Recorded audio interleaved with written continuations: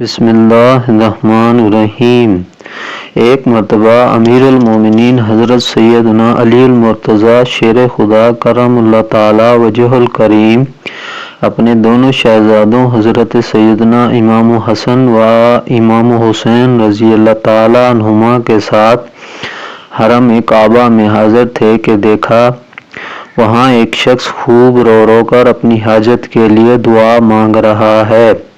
آپ کرم اللہ تعالی وجہ الکریم نے حکم دیا کہ اس شخص کو میرے پاس لاؤ۔ اس شخص کی ایک کروٹ چونکہ فالج زدہ تھی لہذا زمین پر گھسیٹتا ہوا حاضر ہوا۔ آپ کرم اللہ تعالی وجہ الکریم نے اس کا واقعہ دریافت فرمایا تو اس نے عرض کی، یا امیر المومنین، میں گناہوں کے معاملے میں نہایت بے باک تھا۔ میرے والد محترم جو کہ ایک نیک و صالح مسلمان تھے مجھے بار بار ٹوکتے اور گناہوں سے روکتے تھے۔ ایک دن والد ماجد کی نصیحت سے مجھے غصہ آ گیا اور میں نے ان پر ہاتھ اٹھا دیا۔ میری مار کھا کر وہ رنج و غم میں ڈوبے ہوئے حرم کعبہ میں آئے اور انہوں نے میرے لیے بد دعا کر دی۔ اس بد دعا کے اثر سے اچانک میری ایک کروٹ فالج کا حملہ ہو گیا اور میں زمین پر گھسیٹ کر چلنے لگا۔ اس غیبی سزا سے مجھے بڑی عبرت حاصل ہوئی اور میں نے رو رو کر والد محترم سے معافی مانگی۔ انہوں نے شفقت سے مغلوب ہو کر مجھ پر رحم کھایا اور معاف کر دیا۔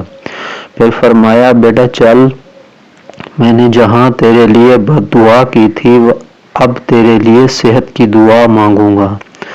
چنانچہ ہم باپ بیٹے اونٹنی پر سوار ہو کر مکہ معظمہ زادہ اللہ شرفہ و تعظیمہ آ رہے تھے کہ راستے میں یکا یک اونٹنی پدک کر بھاگنے لگی اور میرے والد ماجد اس کی پیٹھ پر سے گر کر دو چٹانوں کے درمیان گر کر وفات پا گئے۔ انا للہ و انا الیہ راجعون۔ اب میں اکیلا ہی حرم کعبہ میں حاضر ہو کر دن رات رو رو کر خدا تعالی سے اپنی تندرستی کے لیے دعائیں مانگتا رہتا ہوں۔ امیر المومنین حضرت سیدنا علی المرتضیٰ شیر خدا کرم اللہ تعالی وجہ الکریم کو اس کی داستان عبرت نشان سن کر اس پر بڑا رحم آیا اور فرمایا، اے شخص، اگر واقعی تمہارے والد صاحب تم سے راضی ہو گئے تھے تو تم اطمینان رکھو، انشاءاللہ سب بہتر ہو جائے گا۔ پھر آپ کرم اللہ تعالی وجہ الکریم نے چند رکعات نماز پڑھ کر اس کے لیے دعائے صحت کی، پھر فرمایا، قم یعنی کھڑا ہو۔ یہ سنتے ہی وہ بلا تکلف اٹھ کر کھڑا ہو گیا اور چلنے پھرنے لگا۔ کیوں نہ مشکل کشا کہوں تم کو، تم نے بگڑی میری بنائی ہے۔ صلو علی الحبیب صلی اللہ تعالی علی محمد۔